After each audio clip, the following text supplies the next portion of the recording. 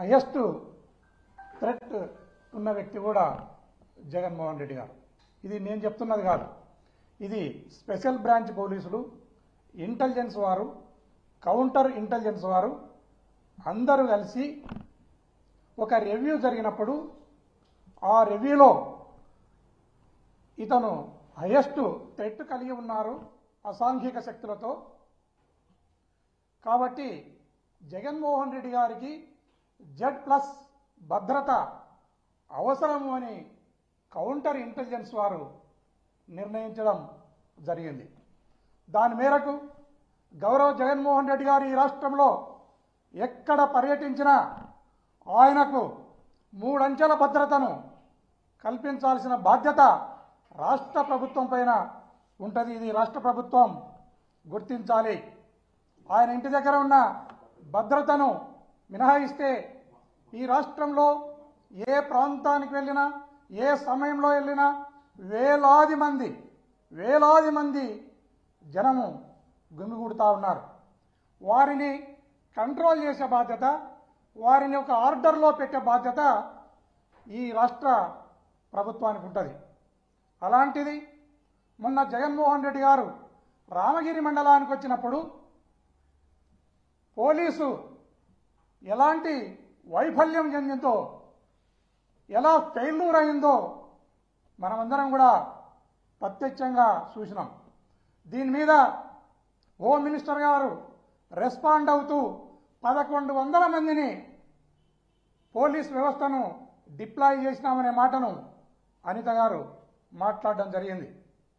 అమ్మ అనిత గారు, మీరు 1100 మందిని డిప్లాయ్ చేస్తే వారు హెలికాప్టర్ను ప్రొటెక్ట్ ఎందుకు చేయలేకపోయినారు? ఎందుకు చేయలేకపోయినారంటే నేను చెప్తున్నాను, మీరు శ్రద్ధగా వినండి. దీని మీద మరొకసారి జగన్మోహన్ రెడ్డి గారి పర్యటనను జాగ్రత్తగా చూసుకోండి. బాడుకోకు బారానా, మాల్ ఓనర్కు చారానా అన్నట్లు మీ డిప్లాయ్మెంట్ ఉంది. అది ఎట్లా అంటే, మీరు పెట్టిన 1100 మంది పోలీస్ సిబ్బందిని పరిటాల సునీతమ్మ ఇంటి దగ్గర కొందరిని, పరిటాల రవి సమాధి దగ్గర కొందరిని, అదేవిధంగా మొన్న లింగమయ్యను హత్య చేసిన ముద్దాయిల ఇళ్ల దగ్గర సగం మందిని డిప్లాయ్ చేసి, ఎవరైతే జగన్మోహన్ రెడ్డి గారిని చూడడానికి వైఎస్ఆర్ కాంగ్రెస్ పార్టీ కార్యకర్తలు కానీ లీడర్లు కానీ వస్తున్నారో వారిని కంట్రోల్ చేయడానికి మిగతా పోలీసును 4 భాగాలు చేసి మీరు అక్కడ పెట్టడం జరిగింది. జగన్మోహన్ రెడ్డి గారి దగ్గరికి వచ్చే వరకు ఆ హెలికాప్టర్ దగ్గర గార్డు సరిగా లేదు.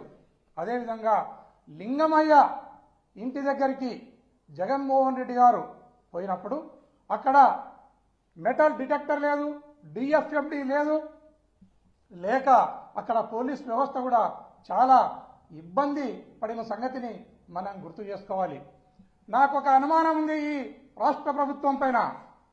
జగన్మోహన్ రెడ్డి గారిని భద్రతా రీత్యా భద్రతను తగ్గించేసి ఆ రోజు ఆ హెలికాప్టర్ ఏదైతే ఉందో ఆ హెలికాప్టర్ను విధ్వంసం చేయించి ఆయనను మార్గ మధ్యంలో బెంగళూరుకు మార్గ రోడ్డు అంట ఆయన వెళ్లాల్సి వస్తుంది. ఆ మార్గ మధ్యంలో ఆయనపై భౌతిక దాడులు చేయడానికి ఈ రాష్ట్ర ప్రభుత్వం కుట్ర చేసిందనడంలో ఎలాంటి సందేహం లేదనేది నేను ఈ రాష్ట్ర ప్రభుత్వానికి తెలియజేస్తున్నాను, ప్రజలకు కూడా తెలియజేస్తున్నాను. రాష్ట్ర ప్రభుత్వంలో ఉన్న పెద్దలందరూ కూడా గమనించాలి.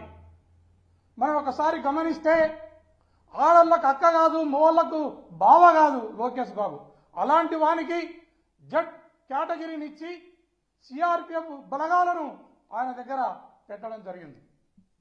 జగన్మోహన్ రెడ్డి గారు బయటకు వస్తే వేలాది మంది ప్రజలు గుమిగూడుతారనేది ఈ ప్రభుత్వానికి తెలుసు.